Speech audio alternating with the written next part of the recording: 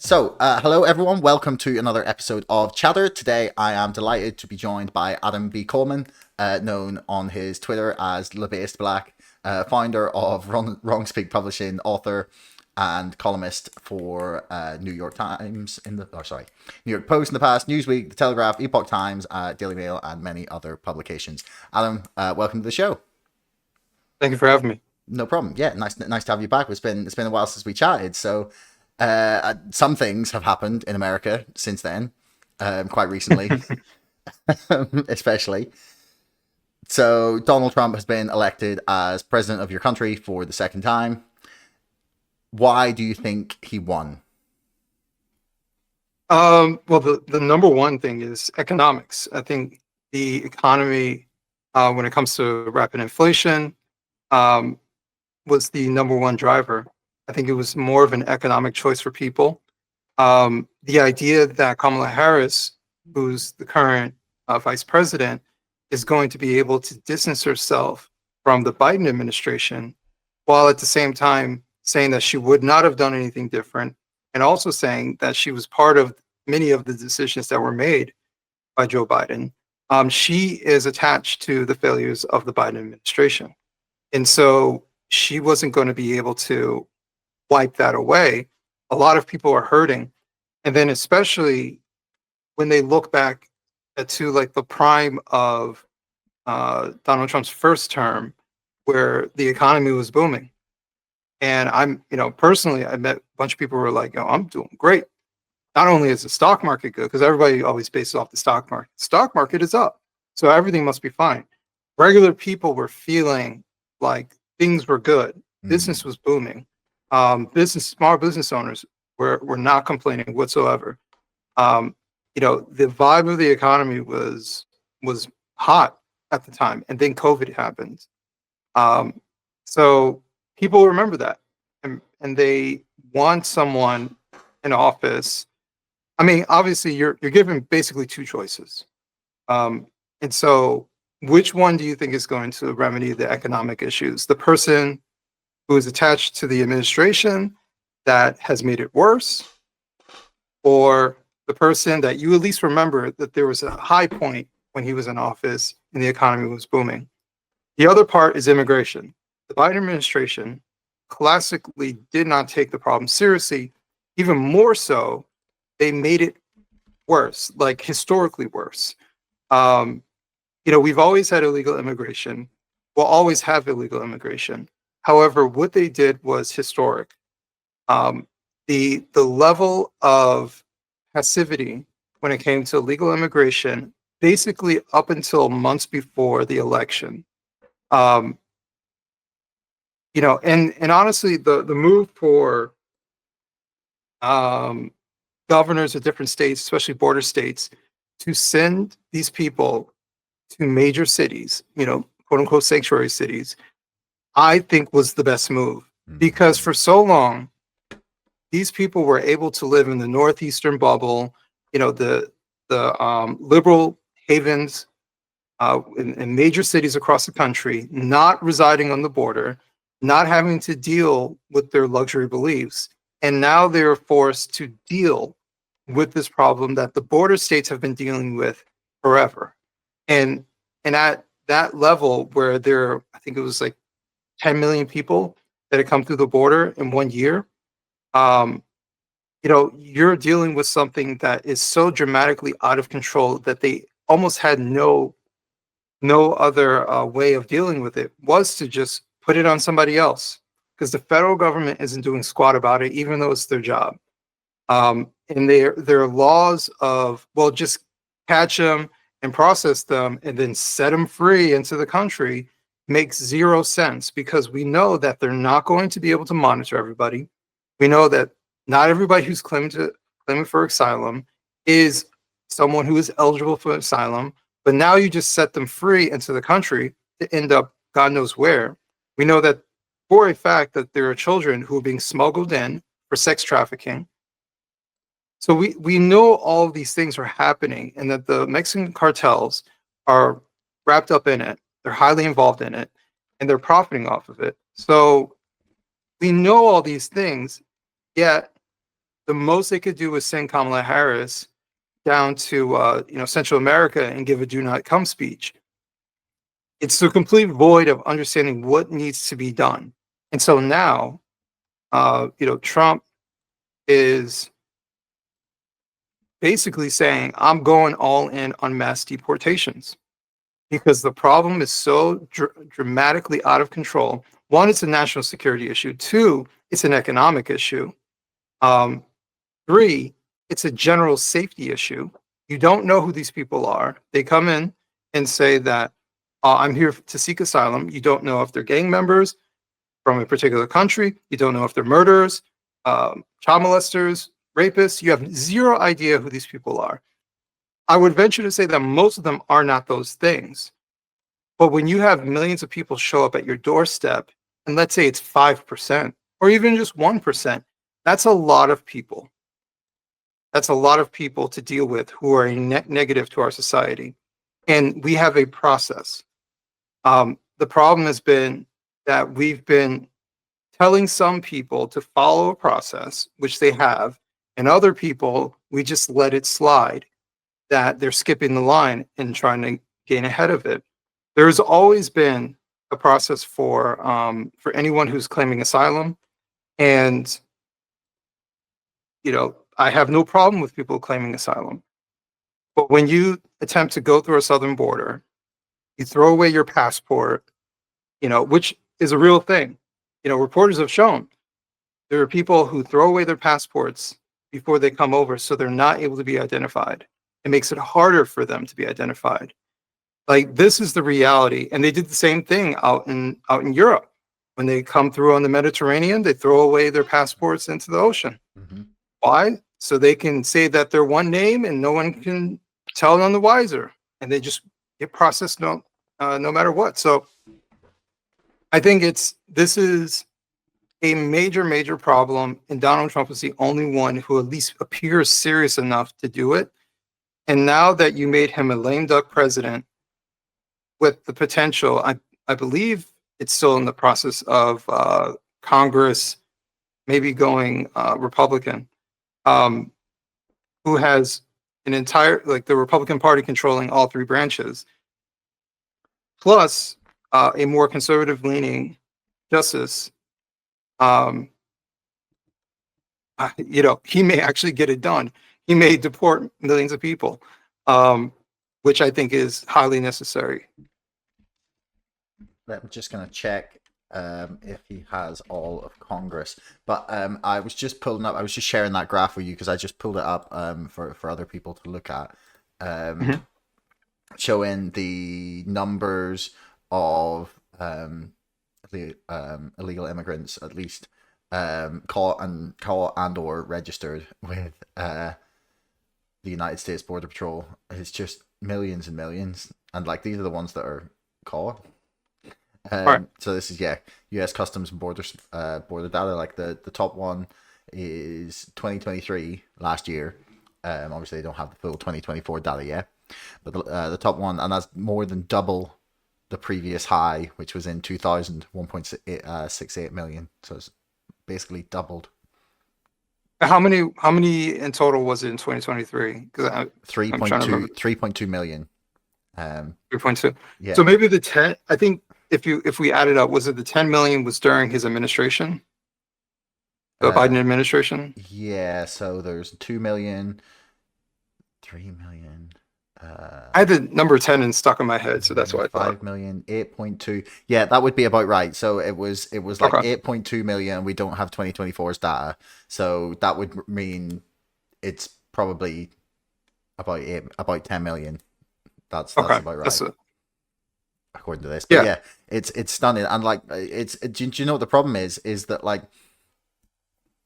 you can say this to people and be like, this is really bad for a country to have illegal immigration at those levels because it harms everybody. It doesn't matter if you're in support of legal immigration or not. Illegal immigration is bad. It leads to crime. It leads to people being exploited. It leads to human trafficking, drug trafficking. It leads to people working off the books. being exploited through that in that sense, not paying into just like the social security systems, although it does sometimes they do sometimes if they have like a social security number, but it means that then later in life they can, take back the things that they've paid into, which is just as bad for them. Right. But yeah, so it's really strange that Trump has managed to be the only person willing to say something about this, because you listen to 2008 Obama or Bush or Clinton, like other people who have won big majorities in the electoral college, and they were all saying the exact same thing. Basically, it's like, look, we like legal immigration. That's what we want in this country. Why do you think? Why do you think it's so controversial to say things now that were such like commonplace even 10 years ago? That was just the acceptable like position of the Democratic Party. Okay, maybe not 10 years ago. That would have been end of Obama. Maybe things were becoming difficult for that to say that. But even 16 years ago, 20 years ago, 25 years ago, what do you think's changed so much? I think what's changed is that the Democratic Party has changed, and the changes by the Democratic Party have forced Trump to change the Republican Party. So, in some ways, the party has switched. Where the old days, the Republican Party was viewed as the stuffy conservative, hyper-religious party, which may be partly true. And maybe partly is propaganda against the Republican Party. But that was the image.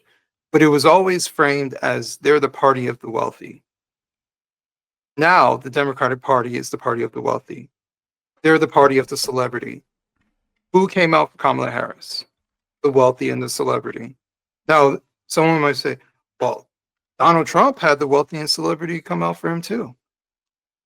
But I think it's slightly different. Donald Trump had Hulk Hogan show up, but Hulk Hogan showed up because he wanted to show up. Hulk Hogan wasn't paid to show up. He said, I believe in this man, and you believe that he believed in this man. He didn't show up because they paid a certain amount. It's a lot different when Hulk Hogan shows up versus Beyonce, right? We know that Beyonce got paid to show up. Beyonce's not even political. Did someone say, was it 1 million or was it 10 million they paid her to show up? Who knows? They spent so much money.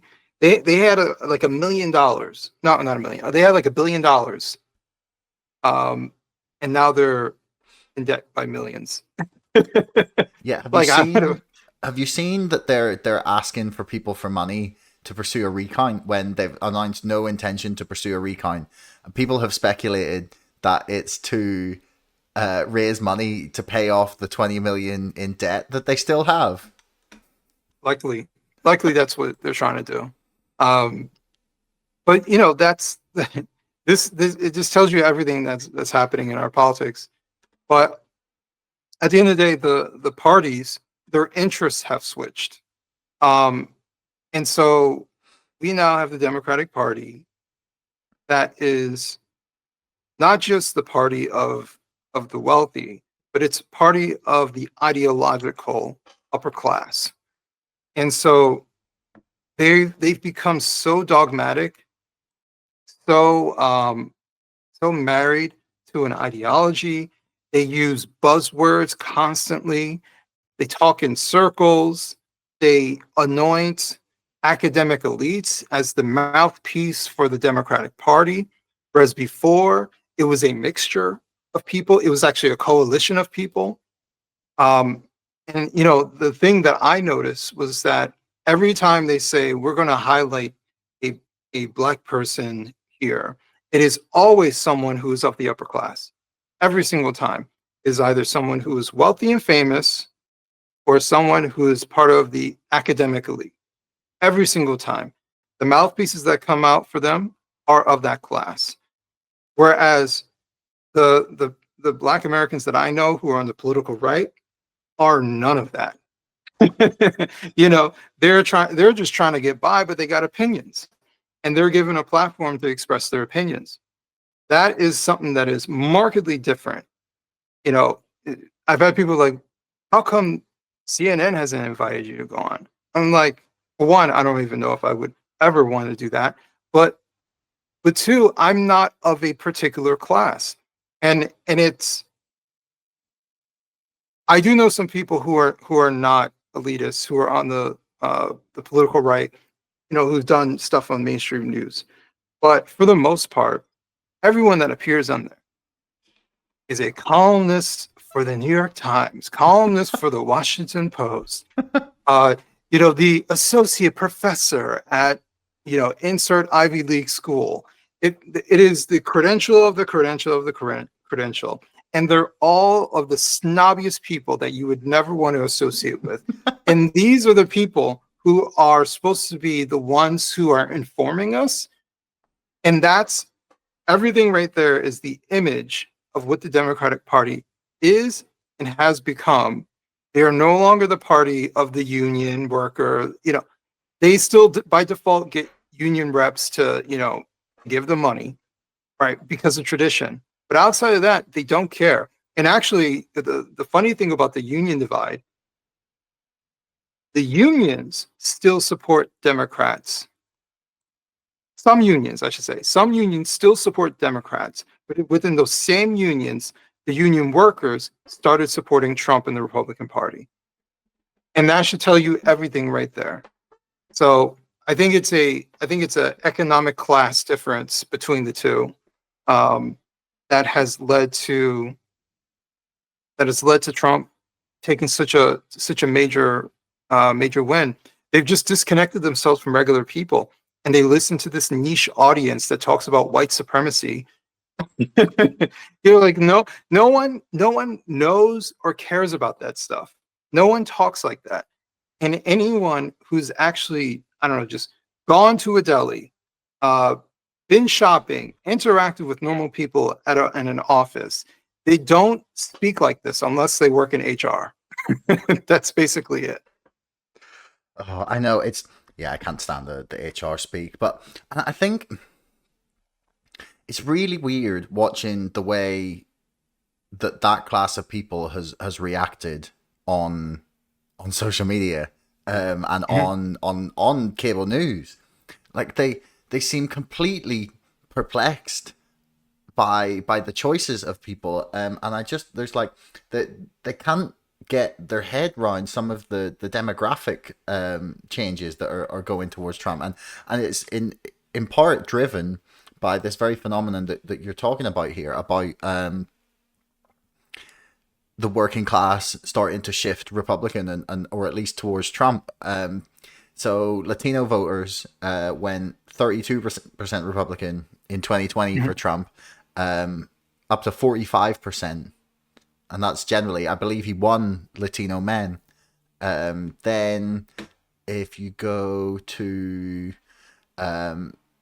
2020, black men was 19% went for Trump, 21% went for Trump in 2024. I believe that's the highest for a Republican ever, which is incredible. It's well in many decades. Okay, maybe maybe one day probably since like this.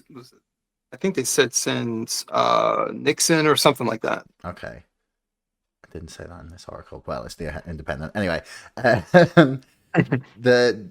It makes me wonder. Like, are we seeing for the last, I don't know, few election cycles? It seemed that people are at least trying to make identity the main reason, like one of the main ways in which people were divided up and were campaigned to, and it's like that would define who you wanted to vote for and who you were going to vote for. Do you think we're seeing the end of that kind of like peak of that effect? Yes, but it doesn't mean that they're going to stop. Basically, they're going to keep doing it because I just wrote something today. They are with abundance of pride. They're unable to realize where they've gone wrong, where they made mistakes. And instead, what they're going to do is blame you for not picking them.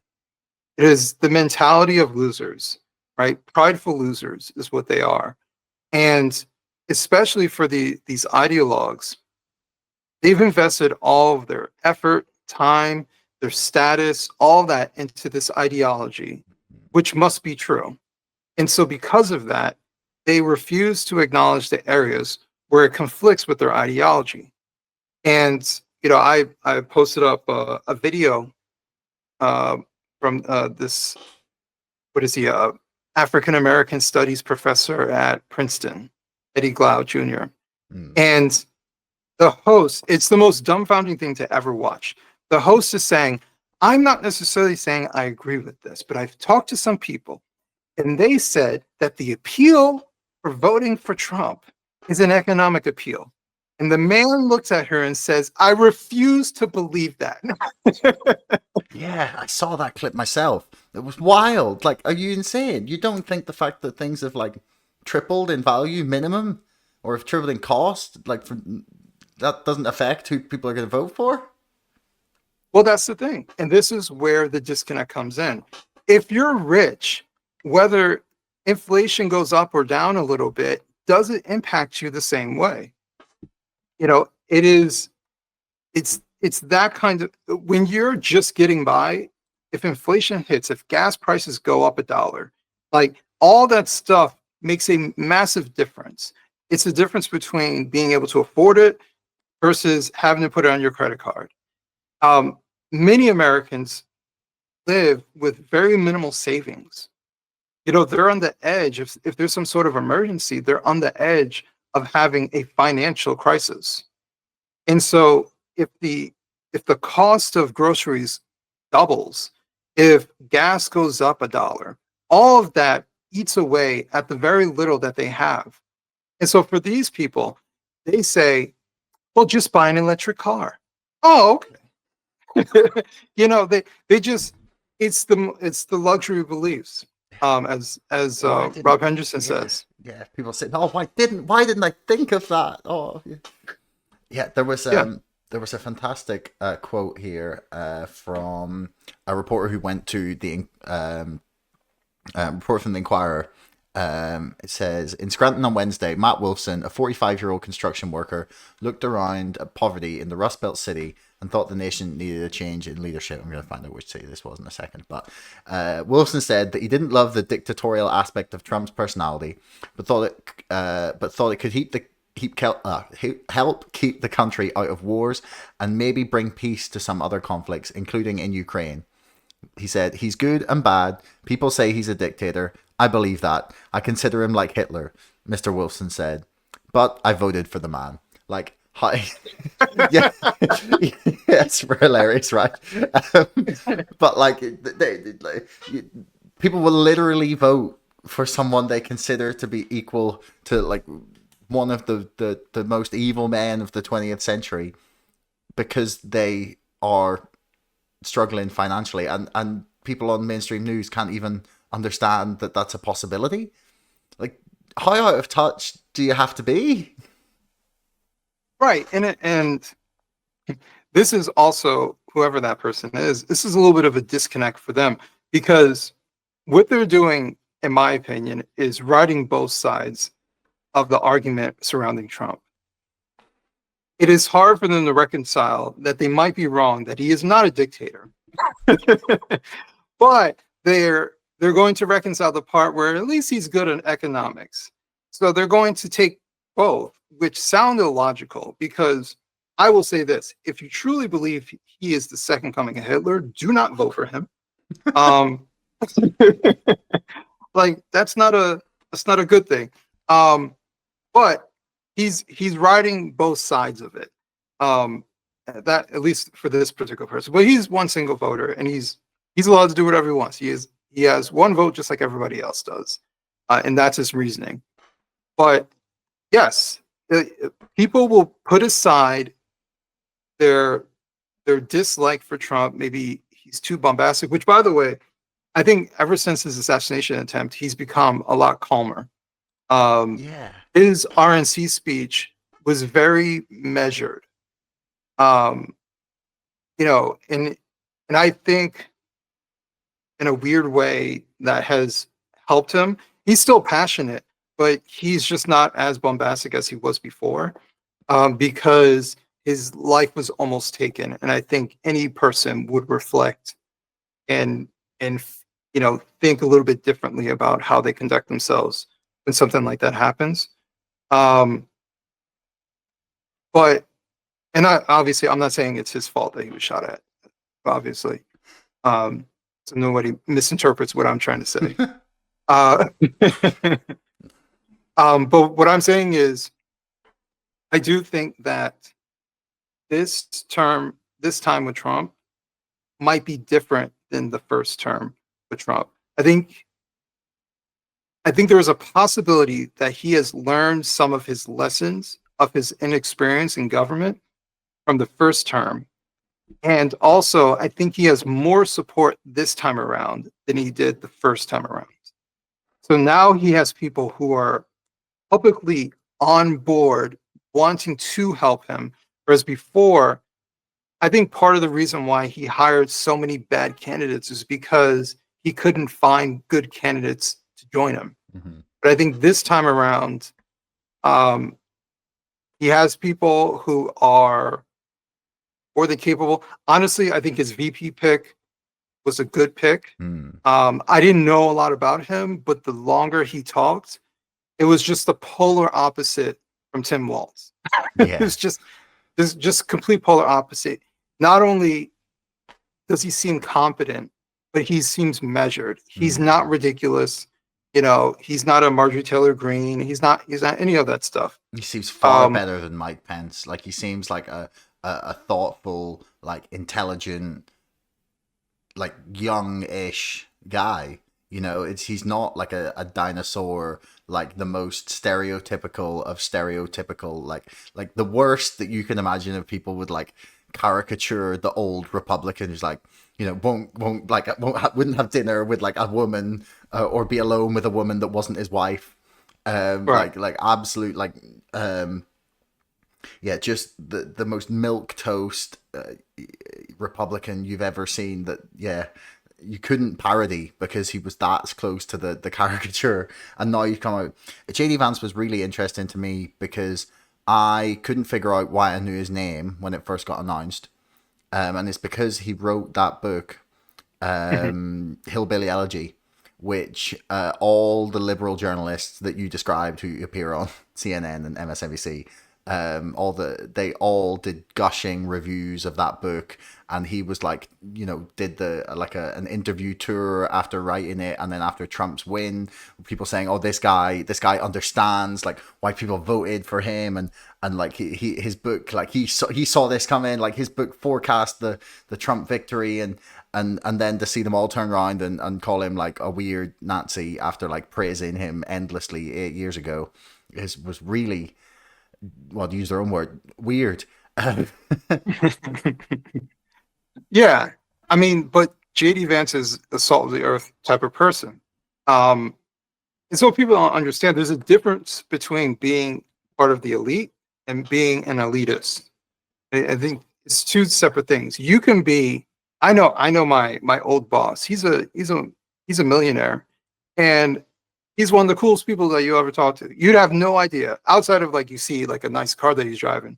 You'd have no idea that this guy's a millionaire if you were to talk to him. He sounds like a construction worker. Like he curses like crazy. He'll make you laugh. And he's very supportive and cool as all hell. And he's the type of person who'll sit down with you, because I've done it. He'll sit down with you for an hour and just talk to you about what he did, how he did it. He's giving you tips to his success wants no money. He's just talking to you. He's that type of person. So, so people don't misconstrue. I have no problem with wealthy people. I know some wealthy people, very nice people. Not to name drop, Vivek is another very wealthy person, extremely kind person. And I've talked to people who know him personally, who have worked with him, and they always talk about his generosity. So it's not to say that being wealthy means that you're automatically this snobby scumbag, but the wealthy, unfortunately, have a lot of snotty scumbags. And they have the economic privilege or the social status to enter certain circles and exert their snobbiness. And just from the very fact that like someone like Eddie Cloud, I don't know how wealthy he is or not, but he's of a certain social status, right? He is a Princeton professor, and this man gets to go on television and have a temper tantrum like a child about white supremacy. Meanwhile, real people who look at this, who many of my followers are just regular people working regular jobs trying to get by, watch this and see the amount of privilege this man has to complain about some white supremacy that's in the atmosphere. Meanwhile, people are dealing with real things that is happening to them literally. And they can detail, I know when I go to the store, it costs this much. I know that my friends have been laid off, right? We don't talk about that stuff. We don't talk about how there's layoffs happening in multiple sectors, or at least we don't come to that conclusion. Like maybe there's a problem. You know, in recent days, um, PepsiCo has done layoffs. I believe one of the auto manufacturers has done some layoffs. Even white collar jobs have been laid off. When Elon took over Twitter, he did some layoffs. So some might say well needed layoffs, but yeah, even the tech sector has taken some layoffs, and I think with the improvements of AI, there will probably be more layoffs. So I mean, there's a lot of things that are happening economically, and the idea that everything is fine because the people with the biggest mouths will always be financially fine, and so there is no problem.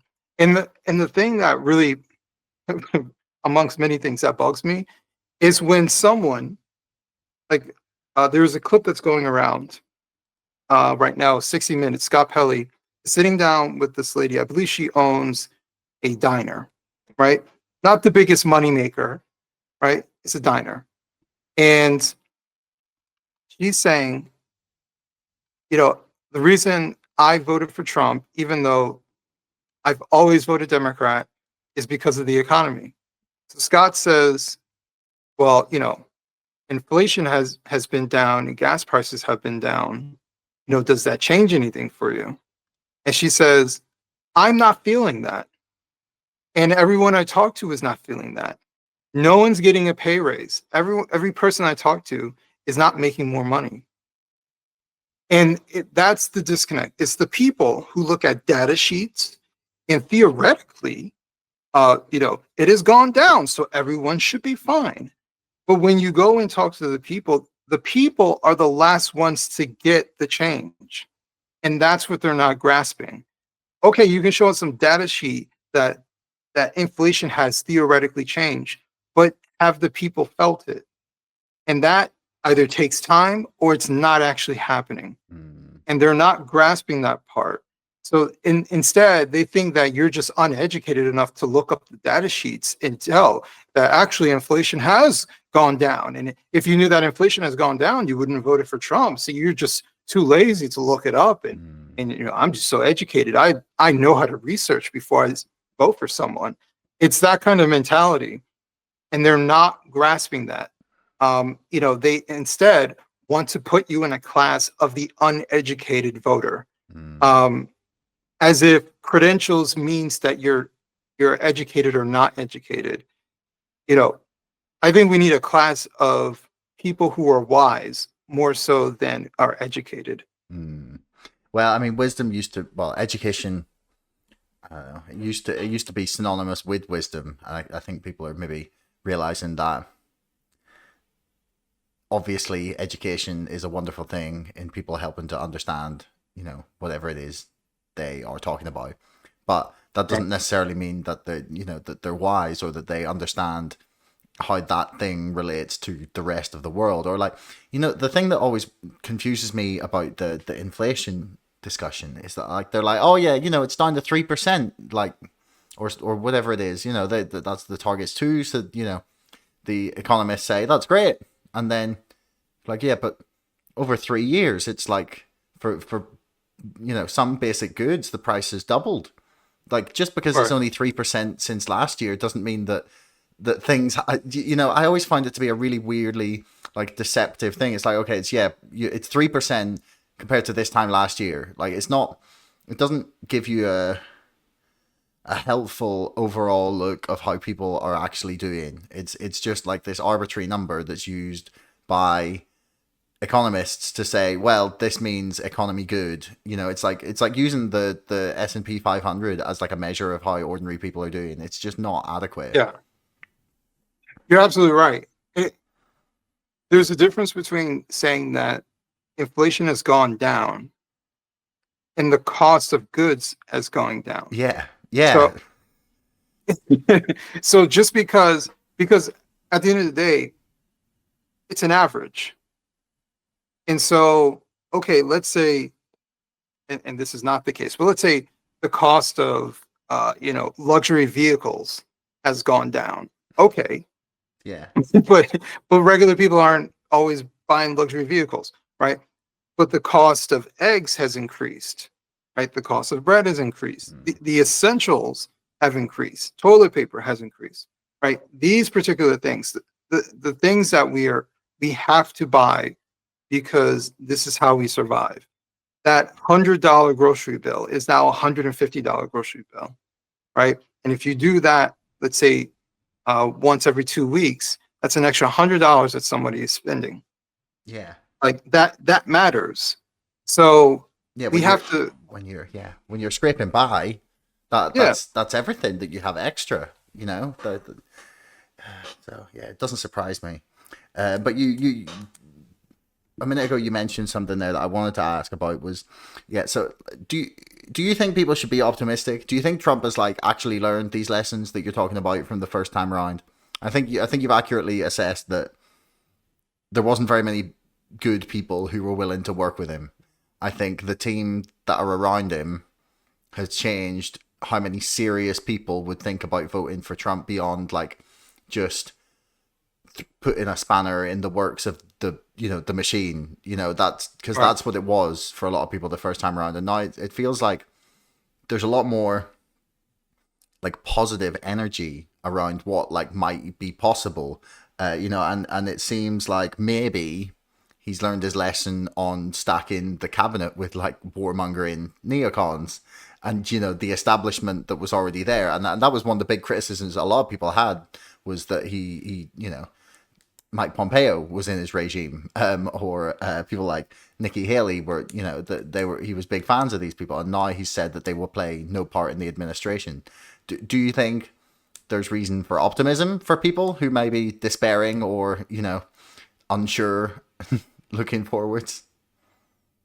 So the one thing I will say, people like to take jabs at him, and it's usually people who do not know or understand business. People like to take jabs at him and like, oh, he has so many failed businesses. He's claimed bankruptcy. I was like, how many people who have successful businesses failed their first 1, 2, 3 attempts before? Like, this is not uncommon. Like, starting some sort of business is extremely difficult. And the reason why they eventually find success is because they must learn from their previous mistakes. That is why. And so for Trump to go through all that stuff as a business person and have successful ventures and bad ventures, you have to learn from that. Otherwise, he would be completely broke before he became president. And I think that I was talking about humility and someone was saying, Trump's not very humble. Outwardly, he is not. I think that's the best way of putting it is Trump is not going to tell the public that he was wrong. But I think based on his actions and what he does, you will see that he is doing something different. I was making this argument earlier to someone that I've seen Trump almost in real time adapt a new idea. And because he's not an ideologue, he'll take on that new idea. Now, that can be a good thing and a bad thing, but to me, that says he's at least open enough to take on a different idea.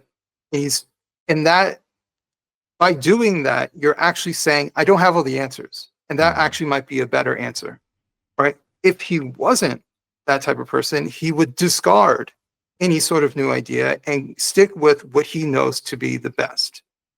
And so I think that he is more of an individual who is open. He's not going to be Mr. Humble. He's not going to say, I was wrong about this. He's not going to do it. Everything that he does, if he chose, I'm doing this, if everything he does is the greatest thing he's ever done. Right. We all know that. That's his shtick, that's what he does.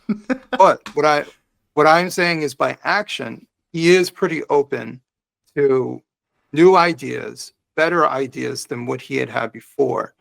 He is not someone that is super principled on, just an idea that he has in his head, um, which can be a good thing and a bad thing. So it just really depends on what the idea is. But my point is that I'm optimistic from the fact that one, he is a businessman who has failed multiple times, and yet he still found success. And that tells me that you have to learn from your failures to find success eventually. You don't just fall into it. It's not like a government job where you just get picked to become the vice president. So you have to find some sort of success by not repeating the mistakes that you made before. And um, I don't think someone who is able to find success is able to avoid that part. And so if he has that by default, then he should be fine, and we should be a little bit more optimistic that he will learn from his previous mistakes. We saw from I think it was a press release done today, that he will not have Nikki Haley part of his team. He will not have Mike Pompeo part of his team. Mhm. And actually, a little bit different. He said he didn't say Nikki Haley's the worst piece of trash. He didn't do any of that. He just said, I know it's going around. I appreciate they worked with me before, but I will not be going with them.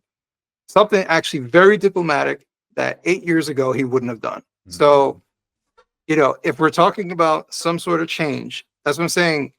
Post-assassination attempt Trump seems to be a little bit more measured and a little bit calmer, which could be a much more beneficial thing. He's not afraid, right?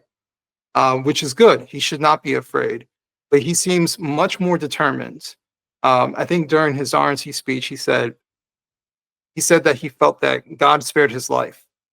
And so when someone says that in such a public way, I think, not to say that the man's a Christian overnight or something like that, but I think in his own way, he feels like this is something I'm supposed to do, and I need to move forward with it in this particular way. And so now he tried to take the man's life. The man he's determined. And he's going to do all this stuff. And so far, in just a matter of days, I've seen stuff about him actually going through with the mass deportation of illegal immigrants, which is something that is needed. They shouldn't have been here in the first place. It's going to be really interesting. Like what you said about the measuredness of the measured way in which he rejected those like big Republicans is really interesting. Maybe when he was like on the ground after being jumped on by the civil service, his life flashed before his eyes, and he was like, "Wow, there was a lot of mean tweets." But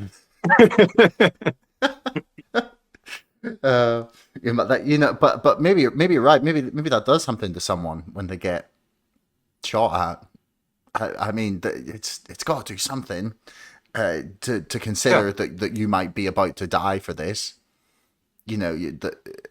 Whether you believe it or not, if you're going to stand up and say, this is what I want to do for the country, and someone takes a shot at you, and then to keep going, you really got to have some sort of conviction, I think, as well, which is something that people don't consider. But one of the things that I've seen and people keep talking about, especially friends of mine and people in the media in the UK is like, oh, they've elected, like, he's going to be a dictator. Elon bought X to basically become he bought X to put Trump in the White House and then to become co-president. I've seen him described numerous occasions, Elon, as now co-president of the United States. And people just seem to have this fear that there's going to be that they're going to bring out the army and use it against US citizens, and that they're going to, like, you know, take over the US government, and that there'll never be another election.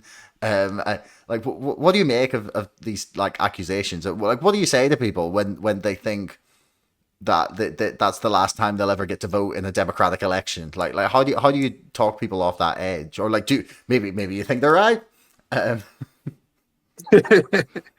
So there's a reason why we call those people Blue Anon, because QAnon is equally as ridiculous. I still have this lady that sends me these outrageous and crazy messages. You don't Just believe after that you don't believe there's tunnels under Central Park, Adam? Like, you know, that's where that's where Hillary Clinton, well, that part's true, and Tom Hanks meet to do. right? It's just it's so asinine, and it's clearly, anyone who looks at it for more than 5 seconds are like, oh, this is bullshit. Like, it's just, it's not even good propaganda. It's just bad. It's just completely bad. And Blue Anon is much of the same. Like, that's why I said, whoever is going to win, the person who loses is going to claim that the election was stolen. I should dig up that tweet.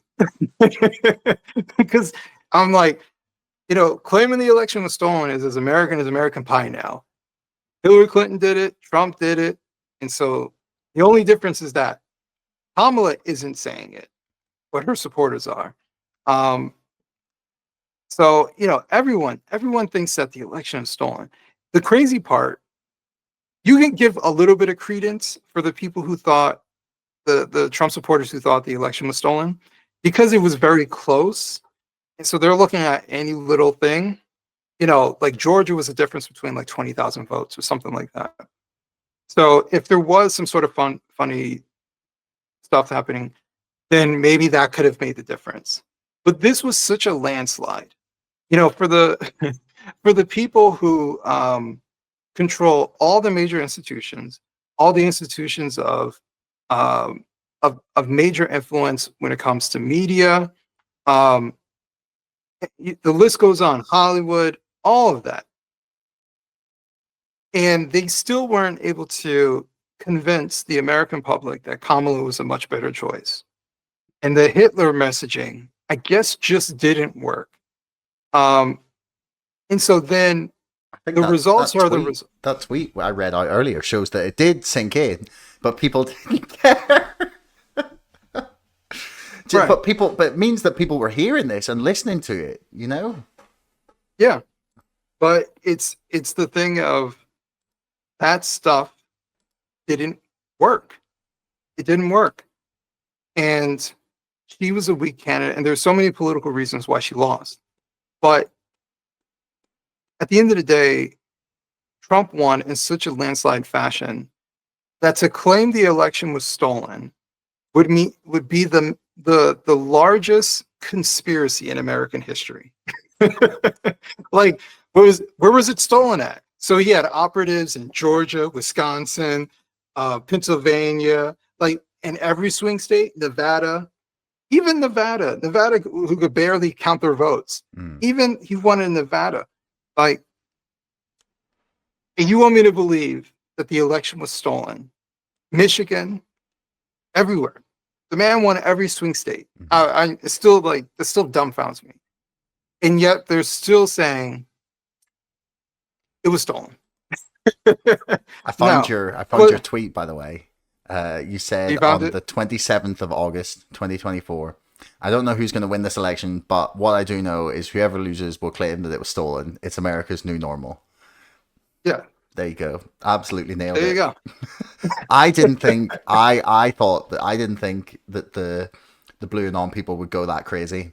but they really have. Like they think that Elon has stolen it with Starlink, and seriously, this is what I've been seeing. It's wild. Yeah, it's just it's complete denial of the reality of things, where they're at, and they cannot. This is why I say, like, sometimes you gotta let them fail. Maybe you gotta let them fail to the point where either you're forced to change or just disappear. But this is the point right now. In the next couple of months, right now they're in the denial stage, right? But there's going to be a point where either they choose to change or they just double down, triple down, and and just blame everybody else, and just stick with plain old denial. And right now, from what I can see, is that they're not only in denial, but they're doubling down on the denial. They're blaming the voters, which politically is a dumb thing. That is part of the reason why Kamala lost, is because she was blaming the voters. Barack Obama coming in chastising voters. That's the elitist stuff. You never do that. You always try to appeal to the voters. Why would you insult the voters into voting for you? That's the dumbest thing you. But this is how delusional they've become as a party, that they think that they have to manipulate you through guilt to get you to vote for them. What kind of a real black man doesn't support a black woman? Like, why would you come at me like that as a voter? I don't know you. I don't know Kamala Harris. And you're going to just blanketly state that black men are essentially misogynists, and that's why they're not choosing her. Which, by the way, overwhelmingly, black men did choose her. Yeah. But this is the entitlement part of the elitism. They feel entitled to 100% of the black vote. And if you lose 5%, they have a supreme meltdown, trying to not even figure out why, just what language could they use to shame black men into compliancy.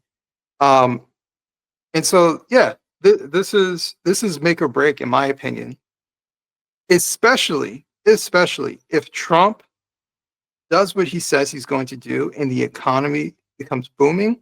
The Democratic Party is doomed.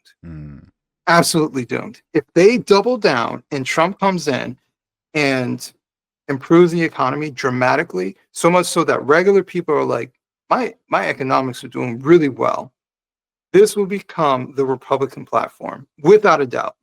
I've been seeing behind the scenes, during the primary process, behind the scenes of people who weren't sure, who was kind of hedging their bets on if they want to move forward with the Trump direction or they want to go back to the old, right?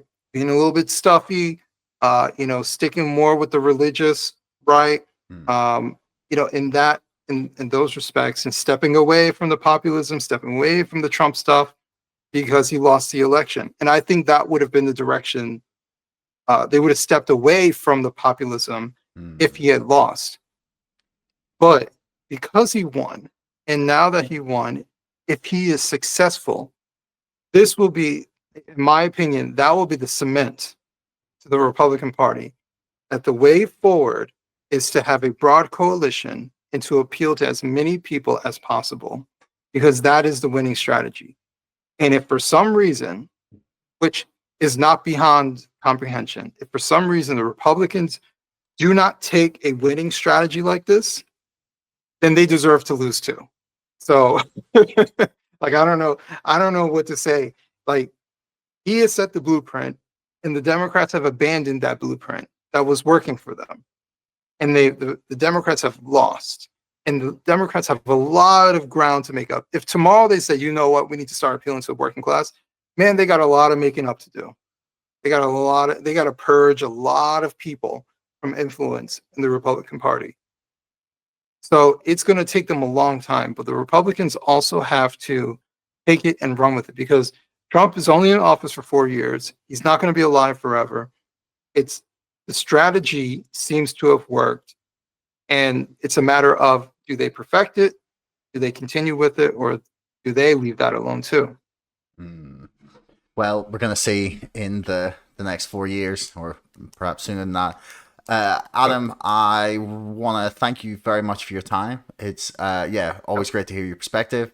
I hope things calm down a little bit over there, and people can sort of move forward with the business of trying to make the country work. That's what I think everyone needs, and on this side of the water as well. Everyone just needs to calm down about Trump being elected. Our foreign secretary, who had previously called him a neo-Nazi and a fascist, sat down with him and said he was very nice. So I think, yeah. So yeah, we'll see what happens. He's changing hearts and minds already. yeah, exactly. I mean, well, yeah, there you go. So I will put your Twitter in the link below. Is there anything you want to plug? Yeah, just my Substack, adambcoleman.substack.com. And I'm working on my second book. Should be out springtime 2025. Awesome. Right. Well, yeah, give me a shout and I'll give it a read. Yeah. Yeah, thanks very much, man. Really appreciate it. Thank you. Hey, listeners, real quick. Do you ever find yourself sitting watching the stock market like this? Well, now you could instead be ordering my book like this. It's the story of GameStop. You can purchase it with a hoodie, with acknowledgements, or just with the early backers edition. It's all about the GameStop story. It's the real story, not just what you've seen on films. It's exactly what has happened over the last 3.5 years. And with DFE back, I'm finally able to draw a conclusion to my book. Please pre-order it. It really helps me out, and you will get it eventually, I promise. Hopefully this year.